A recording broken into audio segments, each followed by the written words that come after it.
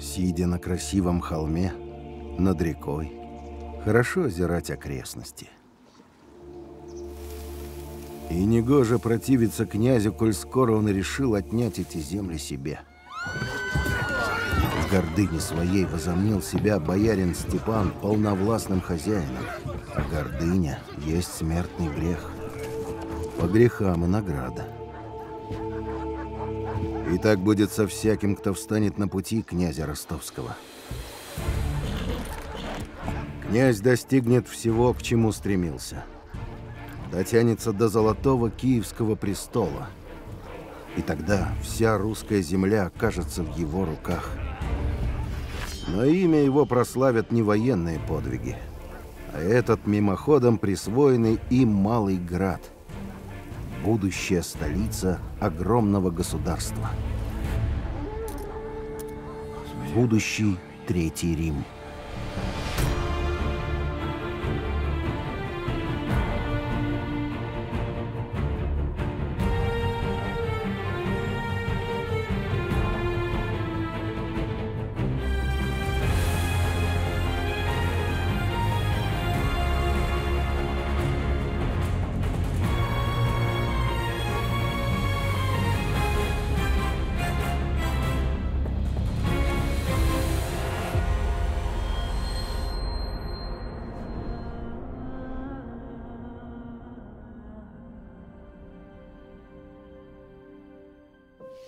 При рождении его нарекли в честь великого прадеда Ярослава Мудрого, в крещении Георгия. Это греческое имя тогда произносили на Руси как Гюрки. Так Георгий превратился в Юрия. Юрию было чуть больше 10, когда отец Владимир Мономах, тогда еще переяславский князь, определил его в одну из своих волостей – Ростовскую землю. От всей Руси она была отделена дремучими лесами, потому и называлась Залесская земля. Добраться туда можно было только кружным путем, по рекам, долго и муторно. В детстве Юрий слыхал от сказителей, что сидит на той дороге соловей-разбойник и свистом своим сшибает людей даже и до смерти. Но придет, мол, туда богатырь Илья Муромец, тут-то соловью и конец. В отличие от мифологического соловья-разбойника, у богатыря Ильи Муромца имеется реальный прототип. Им считается воин из Мурома по прозванию Чеботок, современник Юрия Долгорукова. Согласно былинам, до 33 лет он был парализован, а после чудесного исцеления стал великим героем, защитником Руси.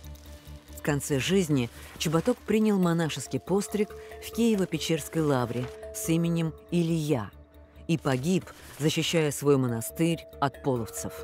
В XVII веке был канонизирован в лике преподобных. Проведенная в XX веке экспертиза мощей святого Илии Печерского показала, что он обладал необычайно высоким для своего времени ростом – 177 сантиметров. Пока ехали до Ростова, отец занимался своими бесконечными княжескими делами, аж в глазах рябило. Все крепости по дороге осматривал, во все вникал, судил, рядил, распоряжался. Успел по дороге и с половцами сразиться и заключить с ними мир. Для надежности сразу женил Юрия на юной дочери половецкого хана. Мнение самого Юрия на сей счет никто не спросил.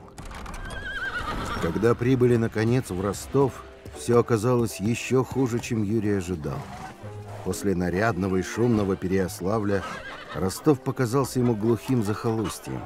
Узкие улицы, приземистые дома. Вместо каменных храмов единственная на весь город деревянная церковь, а на Чудской половине и вовсе стояло языческое капище. Местные купцы и охотники, угрюмые, заросшие бородищами, похожи на леших. Бояре казались грубыми и неоттесанными. А между тем Ростов был город древний, богатый и гордый. Когда-то в нем княжили и Ярослав Мудрый, и князь Борис, святой мученик, и сам Мономах. Но потом город долго оставался без князя и привык управляться сам.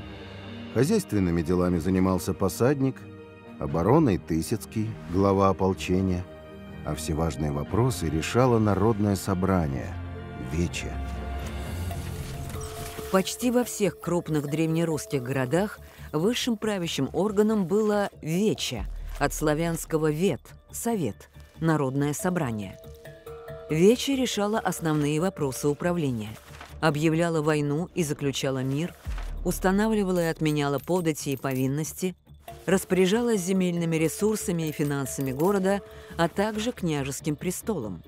По решению Веча город мог не принять нового князя или прогнать старого, если тот не справлялся со своими обязанностями. Молодой князь проводил время на охотах, пировал с дружиной и припирался с боярами. Рутина, тоска и скука. А где-то там, за лесами, в Южной Руси кипела настоящая жизнь. Князья воевали с половцами и друг с другом, деля золотой киевский престол. Увы, Юрия Ростовского все это не касалось никак. Но вдруг пришло невероятное известие. Киев призвал на великое княжение его отца Владимира Мономаха, и 17-летний Юрий неожиданно получил право, пусть и призрачное, перед ним был целый чистокол старших братьев, когда-нибудь стать великим князем киевским. В начале XII века древнерусское государство представляло собой объединение княжеств, которые подчинялись Киеву. Все они платили в столицу ежегодную дань и церковную десятину. Великий киевский князь имел право ставить младших князей на престолы и переводить с одного княжения на другое по своему усмотрению. Он обладал непререкаемым авторитетом и был гарантом стабильности. Киев оставался общерусским торговым перекрестком, куда стекались огромные средства. Обладание Киевом было желанной целью для многих князей. Так родилась мечта, которая станет управлять его жизнью. И за то, что он будет через леса, через годы и войны упорно тянуться к заветному Киеву, он получит прозвание «Долгорукий».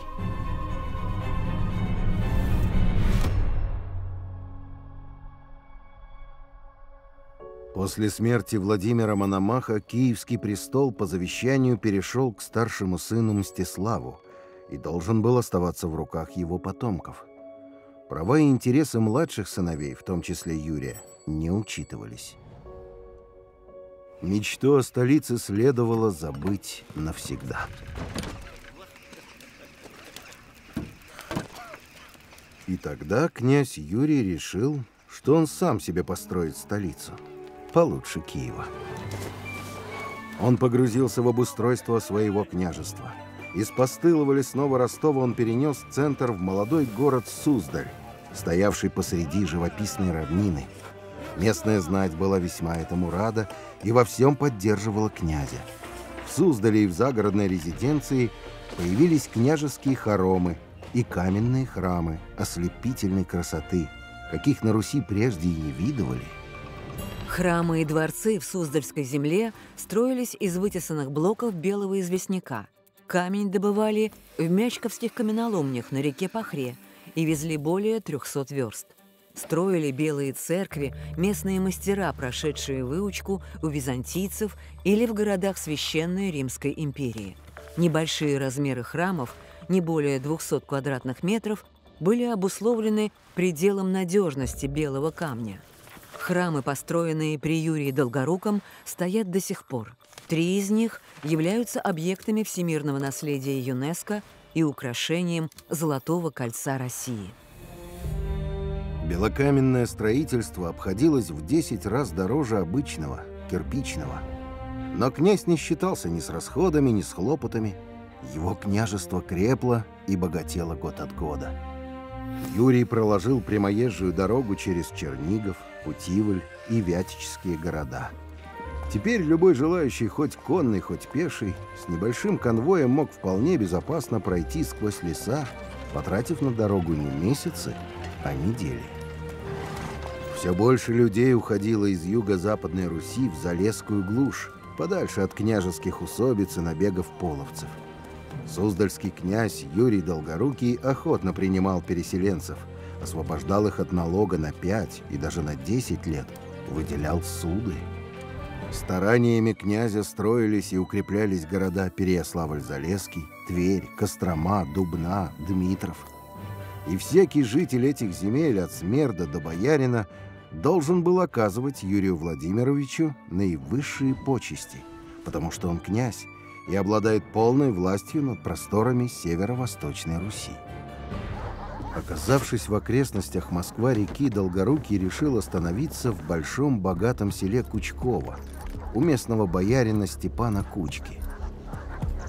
Но боярин не обрадовался высочайшему визиту и должных почестей князю не оказал. С чего бы их оказывать? Степан Иванович сам считал себя здесь хозяином. Юрий Владимирович, не стерпя хулы той, повелел боярина схватить и смерти предать.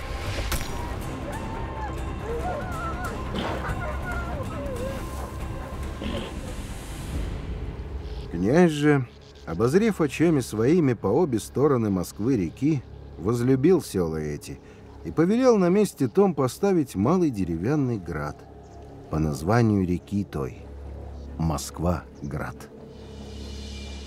Села Степана Кучки сейчас являются районами Москвы.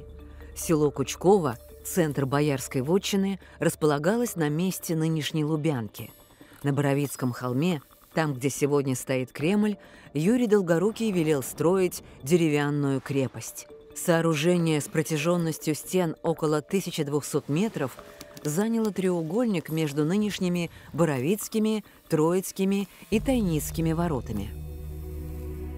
Строительство деревянной крепости на Боровицком холме Юрий поручил своему старшему сыну Андрею, не сомневаясь, что тот справится блестяще.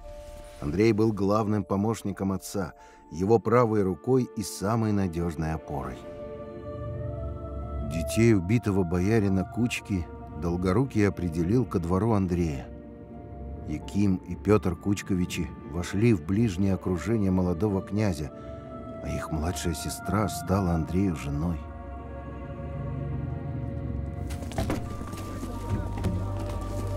Быстро разобравшись с насущными делами, князь Юрий повелел учинить обед силен, накрыть обильный поминальный стол. Но поминать он собирался не боярина Кучку, а своего среднего сына Ивана. Когда-то Долгорукий отправил его в помощь своему союзнику, князю Святославу, а тот Ивана не уберег. Получив известие о смерти сына, Юрий отправил союзнику Святославу короткий ответ: «Приди ко мне, братья, в Москов». Святослав ехал в горе и смятении. Он был в ответе за смерть княжеского сына. Как теперь оправдаться? Какие слова найти? Долгорукий ничего не спросил. Вместе отслужили панихиду. Вместе сели за поминальный стол. И только тогда князь Юрий сказал Святославу: «Не тужи о сыне моем. Если того Бог отнял, то другого сына тебе пришлю». И, не дожидаясь, пока Святослав придет в себя, изложил ему свой замысел – воевать Киев вместе. У Святослава там были свои счеты. В Киеве недавно погиб его брат, и он хотел мести. А Юрий, как и прежде, хотел получить золотой киевский престол. Ни больше, ни меньше. Поодиночке у них не хватало сил, вместе же они справятся. В это время князем киевским был Изяслав, внук Мономаха. Он правил на законных основаниях, по завещанию своего великого деда. Но Юрия это не смущало, как и то, что Изяслав приходился ему племянником. С Долгоруким шли 4 его сыновей со своими полками и Святослав с братьями. На стороне Изяслава Киевского, кроме родных братьев и большого отряда половцев, были переяславские полки. Однако Юрий успел провести с ними тайные переговоры, и в решающий момент сражения переяславцы внезапно остановились. Они сели на щиты и заявили, что не поднимут руку на Долгорукова, на сына Мономахова. Увидев это, из битвы вышли другие союзники Киева – половцы. Изяслав таким образом потерял сразу 2/3 войска. Положение было безнадежно, и он побежал. Дружина завязла в битве. Почти все были порублены или взяты в плен, так что через Днепр Изяслав переправился с 2 спутниками. Вернувшись в Киев без войска и даже без дружины, Изяслав обратился к киевлянам. «Будете за меня биться?» «Некому уже биться», — ответили ему киевляне. «Отцы наши и братья и сыновья все избиты. Ступай в свою волость. Ты знаешь, нам с Георгием не ужиться. Когда вернешься, увидев стяги твои, перейдем на твою сторону». Изяслав отправился в свои владения на Волынь собирать новое войско. Киев остался Юрию Долгорукому. Сколько лет он представлял это в мельчайших деталях. Сколько лет он видел это во сне. И вот, сбылось. Он входил в город своей мечты. Торжественно, через золотые ворота. Киевляне толпились вдоль улиц и молчали. Никто не приветствовал нового князя радостными криками. Никто Юрия здесь не ждал. Киев открыл ему ворота, потому что он был сыном Мономаха. И только.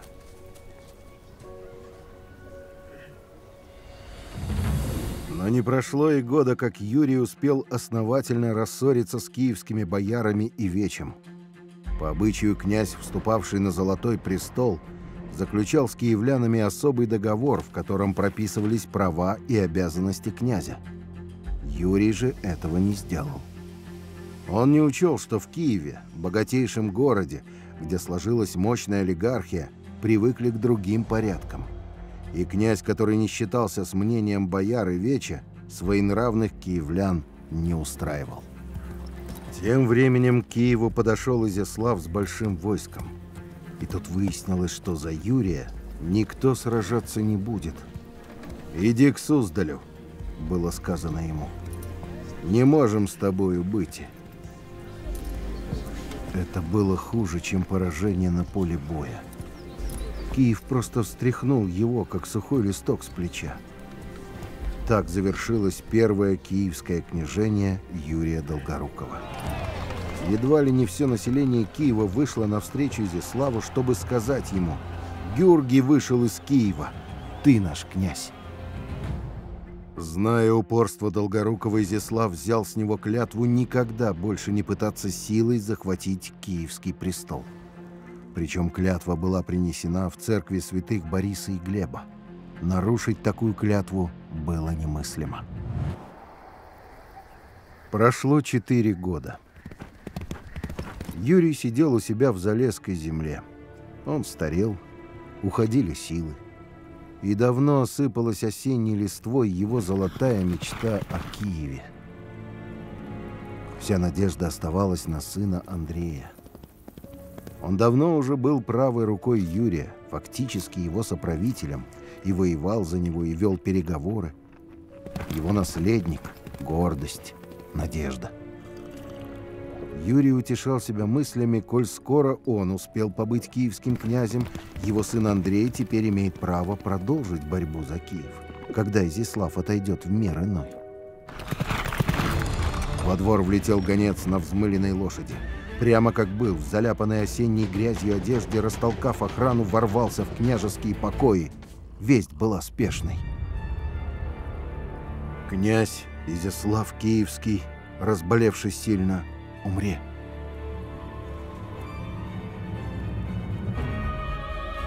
Юрий встал, опрокинув стол, и прямо по доскам и черепкам пошел, как будто собирался сразу дойти до Киева. Он остался последним из сыновей Мономаха. И его право старшинства уже не отнимет никто. Князь специально подгадал так, чтобы войти в город в вербное воскресенье, праздник входа Господня в Иерусалим, и со всей возможной торжественностью вокняжился в Киеве, на этот раз насовсем. Теперь-то он твердо знал, что Киев, его отчина, неотъемлемое владение, перейдет по наследству к любимому сыну Андрею.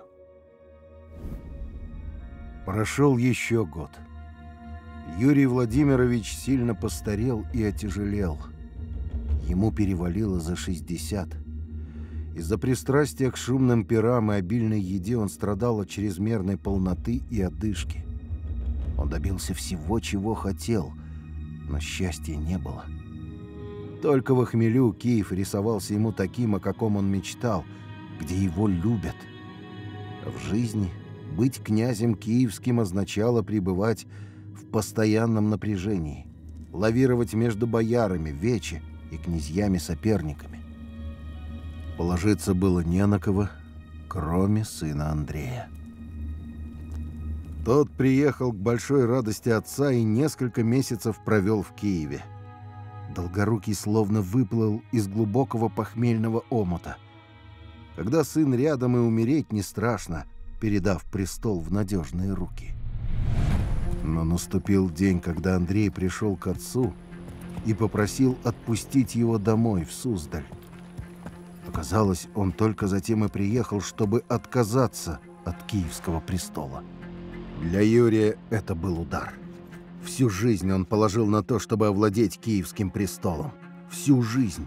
Юрий не мог понять, как можно добровольно отказаться от стольного града. Но Андрей заявил, что ему Киев не нужен. Ни его бьющее в глаза богатство, ни его столичная спесь, ни его слава, от которой остался ныне один только морок. Настоящее величие стольного града было в прошлом, а ему, Андрею, нужна власть не призрачная, а реальная. Много лет он служил отцу верой и правдой, не щадя себя, до тех пор, пока отец не занял вожделенный киевский престол. Теперь же его сыновний долг выполнен.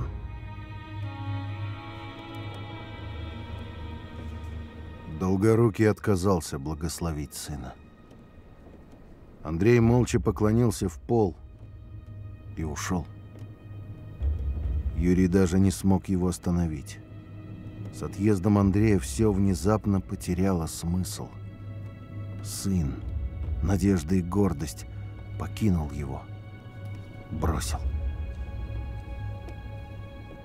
Юрий остался один на один с Киевом, городом своей мечты, который его не жаловал. Чем дальше, тем больше обид накапливалось и у бояр, и у горожан. И уже готов был вспыхнуть очередной киевский бунт, но не успели. 15 мая 1157 года, по словам летописца, Юрий Киевский, утешаясь со своими, упився без меры, и от всего питья разболеся и умре. Возможно, Долгорукий был отравлен. Его похоронили с крайней поспешностью, буквально спустя несколько часов после смерти, и в тот же день киевляне разгромили обе княжеские резиденции, городскую и загородную. На протяжении сотен лет имя Юрия Долгорукова почти не вспоминалось. И только в 40-х годах XX века, накануне 800-летия Москвы, было решено вернуть Долгорукова в народную память, сделав его главным героем московского юбилея. Был торжественно заложен памятник основателю Москвы. В Киев отправились археологи и антропологи, чтобы по останкам Долгорукова воссоздать его скульптурный портрет. Но в предполагаемом месте захоронения останки князя обнаружены не были. Они не найдены до сих пор. Эпоха Киевской Руси уже подошла к концу. А в далекой лесной стране росли созданные Долгоруким новые города, и облака летели над стройными белокаменными храмами, красивее которых не было во всей Руси. Именно Юрий Долгорукий, сделав Ростово-Суздальское княжество центром русских земель, открыл новый исторический путь. но сам двинулся по старой дороге, на юг, к осыпающейся славе Киева. Новым путем, на север, пойдет его сын Андрей, и вслед за ним вся русская история. Князь Андрей был полной противоположностью своего отца. Андрей был миролюбив и рассудителен. Он обладал редким даром красноречия, умел убеждать людей. И неизменно сильное впечатление производила на всех его искренняя набожность. С юности Андрей был лихим воином. Сказывалась кровь матери, половецкой княжны. Сражался всегда в первых рядах, и в пылу битвы бывало забывался настолько, что мог далеко оторваться от своих. В битве под Луцком молодой князь бросился в бой так стремительно, что дружина сильно отстала, и Андрей сгоряча врубился в неприятельский порядок в одиночку. Изнемогая в тяжелой сече, Андрей уже не чаял остаться в живых. Его конь был ранен 2 копьями, 3 воткнулась прямо в луку седла. Последним усилием конь вынес князя к своим и тут же пал. Подоспевшие слуги оттащили Андрея подальше от схватки и с трудом сняли с него искореженный ударами доспех, под которым все тело оказалось сплошным кровоподтеком. Первое, что сделал князь, когда пришел в себя, велел разыскать своего погибшего коня и похоронить с почестями, подобающими герою. Андрей не любил шумных пиров, зато с наслаждением вникал в тонкости церковной службы. Деньги предпочитал тратить на украшения храмов и богословские книги. Отдыхал не с дружиной, а с семьей. Все это было необычно и удивительно. Князь женился не по своему выбору, а по воле отца. Юрий Долгорукий отдал ему в жены дочь убитого им боярина Кучки. По преданию, ее звали Улита. Все в Суздале знали, что князь Андрей очень любит свою княгиню. В летописи сохранился рассказ о том, как во время тяжелых родов жены Андрей бросился в церковь. Был праздник Покрова Пресвятой Богородицы. Князь упал на колени перед иконой Божьей Матери и горячо молился. А потом омыл святой водой чудотворную икону, дрожащими руками собрал капли в скляницу и отправил жене. Выпив этой воды, княгиня благополучно разрешилась от бремени. Огромный караван медленно двигался по размытым дождями дорогам. Весь княжеский двор с чадами, домочадцами и челядью, дружина, выжгородские священники и дьяконы, все с семьями. Будто некий малый народ совершал исход в землю обетованную. Князь Андрей уходил в свою отчину. Ростово-Суздальское княжество, где землепашцы не измучены вечным страхом войны и разорением, где он будет настоящим хозяином своей земли. Много лет назад также уходил в Залесье его отец Юрий Долгорукий, против своей воли, с тяжелым сердцем. А князь Андрей шел легко и радостно. Он возвращался домой. Впереди несли чудотворную икону Божьей Матери, которую князь Андрей самочинно забрал из Выжгорода вместе с родовой реликвией – мечом святого князя Бориса. На берегу Клязьмы, в 10 верстах от Владимира, кони, впряженные в вазок с иконой, встали как вкопанные, и никакая сила не могла сдвинуть их с места. Андрей расценил это как волю Пресвятой Богородицы, велел отслужить перед иконой молебен и потом горячо молился в своем походном шатре. И явилась ему сама Пресвятая Богородица и сказала ему: «Не хочу да образ мой несеши в Ростов, но во Владимире постави его». На месте чудесного явления Андрей поставит церковь Рождества Богородицы, а позже и свою резиденцию Боголюбово. Столицу княжества он перенесет во Владимир, где с тех пор и будет пребывать чудотворная икона Богоматери. Владимирская икона Божьей Матери самая ранняя и почитаемая икона русской церкви, общепризнанный шедевр мировой живописи. Создана в XII веке в Константинополе, как список с иерусалимской иконы, написанный по церковному преданию евангелистом Лукой при жизни самой Богородицы. В конце XIV века для защиты от нашествия Тамерлана Владимирскую икону перенесли в Москву. Тамерлан без видимых причин прервал поход и ушел. Там, где состоялась встреча, то есть Сретение иконы, возник Сретенский монастырь и позже улица Сретенка. По преданию, Владимирская икона еще дважды спасала Москву от татарского нашествия. Ныне она находится в храме святителя Николая в Толмачах при Третьяковской галерее. Почитается как защитница всей русской земли. Первое время в Залесской земле князь Андрей просто жил как частное лицо.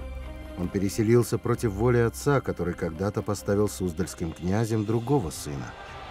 Но когда Юрий Долгорукий умер, Ростов и Суздаль собрали всенародное вече и, вопреки всем завещаниям, сами пригласили на княжение Андрея. 4 июля 1157 года в Ростове, старейшем городе княжества, состоялась торжественная интронизация Андрея Юрьевича. И ростовцы искренне радовались этому. Они любили своего князя за его добродетель и набожность, но прежде всего за то, что он так открыто и решительно предпочел их землю стольному граду Киеву. Андрей даже не попытался включиться в очередной раунд битвы за великокняжеский престол. За следующее десятилетие в Киеве власть поменялась 7 раз. Все это время Андрей Юрьевич спокойно, обстоятельно отстраивал и украшал свою новую столицу Владимир. По летописным данным, город Владимир на Клязьме был основан в 990 году Владимиром Крестителем. Однако археологические следы указывают на 1108 год. Основатель – Владимир Мономах. Андрей Боголюбский почти втрое увеличил город Мономаха. Входом в город служили 7 каменных ворот. Главные, монументальные золотые и серебряные ворота соединялись с центральной улицей. При князе Андрее во Владимире и окрестностях были построены 30 храмов, в большинстве деревянных. Из белого камня возведен грандиозный Успенский собор, высотой превосходящий и Софию Киевскую, и Софию Новгородскую. В начале XV века его стены украсят фресками великие иконописцы Андрей Рублев и Даниил Черный. В конце XV века он послужит образцом для Успенского собора Московского Кремля. Золотые ворота построили русские зодчие всего за 6 лет. Когда строительство уже подходило к концу, князь торопил мастеров, желая открыть ворота в праздник Успения Богородицы. И вот, наконец, леса сняли. Весь Владимир собрался посмотреть на княжеское чудо. На гигантских кованых петлях крепились мощные створы, покрытые золоченой медью. Их нестерпимый блеск поражал воображение. Но известь, державшая петли, не успела высохнуть. Петли вырвались из стены, и гигантские створы рухнули, накрыв собой 12 человек. Князь Андрей, узнав о трагедии, пришел в ужас. Это ведь его спешка стала причиной гибели невинных людей. Перед Владимирской иконой на коленях он молился о душах погибших. В это время строителям удалось приподнять упавшие ворота, и из-под них выбрались все 12 человек, целые и невредимые. Центром земли обетованной князя Андрея, его личным земным раем, стало Боголюбово, место, любимое Богом. Двухэтажный княжеский дворец из белого камня соединялся крытыми галереями с церковью Рождества Богородицы. За 10 лет возникшая буквально в чистом поле княжеская резиденция стала полноценным городом с постоянным населением, торгово-ремесленным посадом и белокаменными стенами. Князь Андрей потому и получил прозвище Боголюбский, что проводил в своей резиденции практически все свое время. Отсюда он управлял своими землями почти единолично.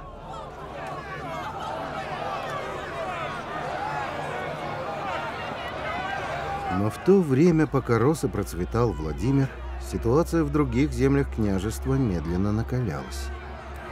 Старые города Ростов и Суздаль не хотели признавать новую столицу. Ростовцы возмущались. Князь не появляется на вече, ему нет до нас никакого дела. Такой князь их не устраивал. А претенденты на его трон имелись и вполне законные. Здесь, в Суздальской земле, жили 4 его сводных братьев. Любой из них был бы не прочь занять престол. Дальше так продолжаться не могло. Для князя Андрея пришло время решительных действий. Толпа на Вечевой площади Ростова волновалась и глухо шумела. Князь Андрей в кои-то веки соблаговолил явиться на вече, и у горожан было, что ему сказать. Князь встал. Толпа затихла. Сейчас начнется самое интересное. Князь будет оправдываться или раздавать обещания, и тогда Вече выскажет ему все. Но князь говорить не стал. Он спустился с помоста в самую гущу разъяренной толпы, бесстрастно, как будто площадь была для него пустой. Мнение Вече князя Андрея больше не интересовало. Все решения он уже принял сам. С боярской оппозицией князь разобрался быстро и жестко. Старых болтунов выгнал прочь. Молодых бунтарей бросил в темницы. Братьев отправил в Царьград к своему родственнику, греческому императору, не преминув при этом напомнить, как в подобном случае поступали его предшественники. Физическое устранение, ослепление, в лучшем случае тюрьма или насильственный постриг. Из старой знати рядом с князем остались только самые верные сподвижники и родичи. Братья его жены, Яким и Петр Кучковичи. Противовес боярам Андрей сделал ставку на новую аристократию, служилую, лично преданных ему людей из числа младших дружинников. Они зависели от милости князя, их так и называли милостниками. Впоследствии именно из них вырастет опора русского самодержавия – дворяне. Князь Андрей считал себя не просто правителем, но автократором, то есть самодержцем у Владимира Суздальской земли, и намеревался распространить свое влияние как можно шире. Он начал каскад военных походов. Сначала на Волжскую Булгарию. Победа над булгарами принесла ему контроль над Средней Волгой. Затем Боголюбский начал войну с Новгородом. Самый богатый на Руси и один из крупнейших в Европе торговый город зависел от поставок продовольствия из других земель. Андрей запер Новгород в хлебную блокаду, вынудил его сдаться и посадил на княжение своего младшего сына. Но прежде Боголюбский отправил огромное войско на Киев. Княжеские битвы за обладание столицей всегда происходили у стен города, но в этот раз Киев впервые был взят прямым штурмом, как вражеский город в чужой стране. И на 3 дня был отдан войску на поток. Киевские храмы, где когда-то истово молился боголюбивый князь, теперь грабили и жгли его же воины. В Киеве Андрей так и не появился. Он посадил в столице своего родного брата, а сам, получив титул великого князя, остался во Владимире. Это был переворот в русской политической истории. Отныне титул великого князя был отделен от Киевского престола. Таким образом, под контролем великого князя Владимирского оказалась почти половина Руси.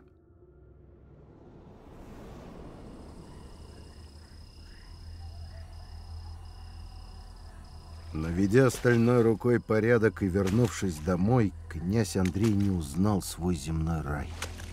Там поселился страх. Те, кто знал Андрея 20 лет назад, теперь видели перед собой другого человека.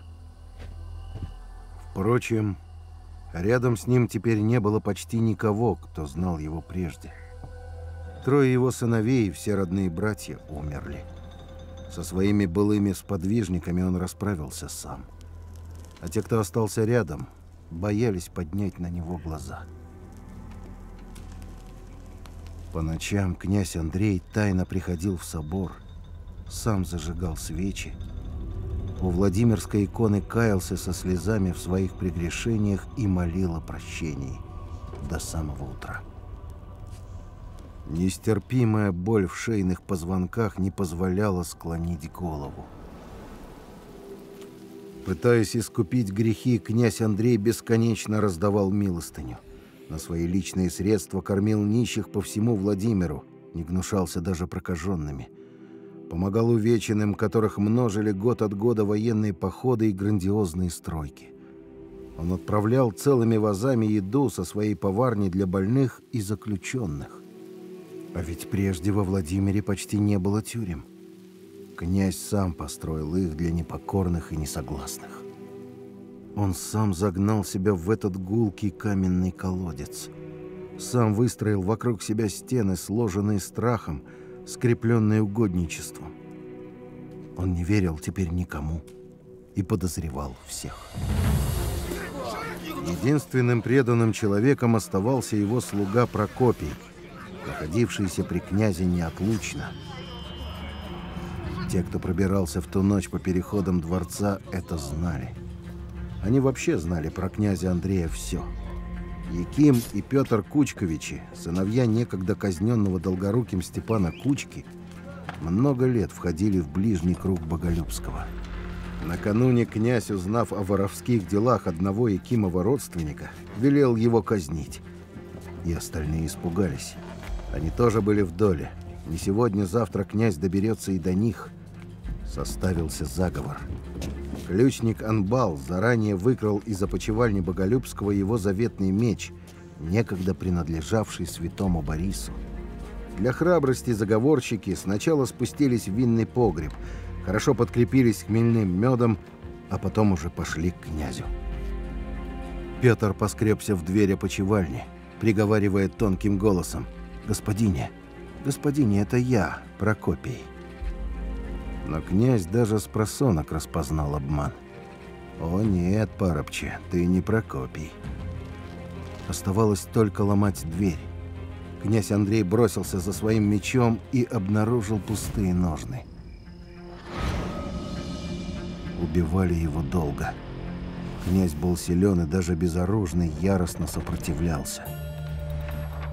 В 2007 году антропологи, исследовавшие костные останки Андрея Боголюбского, обнаружили следы множественных тяжелых ранений. Левая рука разрублена от плеча до кисти в 10 местах. Рубленные повреждения бедер и берцовых костей. В 2 местах пробит череп. Как минимум 3 удара вызвали фонтанирующее кровотечение. Судя по характеру повреждений, они были нанесены профессиональными военными, но с явными нарушениями координации. Экспертиза также показала, что лишь 1 удар пришелся спереди. Все остальные наносились в спину лежащему.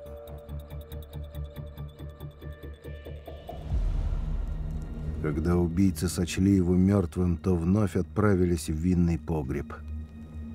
Истекая кровью, Андрей Юрьевич сумел выбраться из опочивальни и даже каким-то образом спуститься вниз. В подклете под лестницей силы кончились.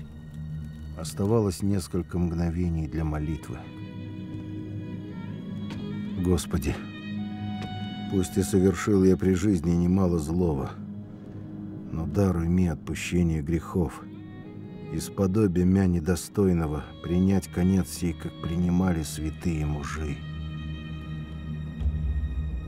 Его нашли по следам крови на белокаменной лестнице. Добив князя, убийцы сорвали с него одежды, выволокли обезображенное тело на задний двор и бросили на съедение псам. В ту страшную ночь земной рай князя Андрея превратился в ад. Все население Боголюбова словно обезумело. Сначала разгромили княжеские палаты, потом дома княжеских управителей и мастеров, а потом всех подряд, кто побогаче. То же самое творилось по всей округе. Всеобщее безумие смогли остановить только священники, выйдя с крестным ходом на улицы города. Все это время князь оставался неотпетым и непогребенным. Церкви Боголюбова оказались закрыты для того, кто их с такой любовью построил и украсил. Лишь спустя несколько дней один из священников совершил чин отпевания и вложил тело князя в каменную гробницу. Андрей Юрьевич был похоронен в Успенском соборе Владимира 4 июля. Ровно в тот день, когда 17 лет назад взошел на Владимирский престол.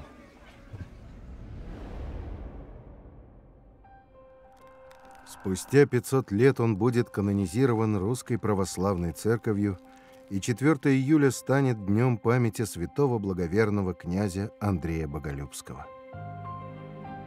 Его отец Юрий Долгорукий цеплялся за прошлое. Князь Андрей же устремился в будущее так быстро, что обогнал свое время.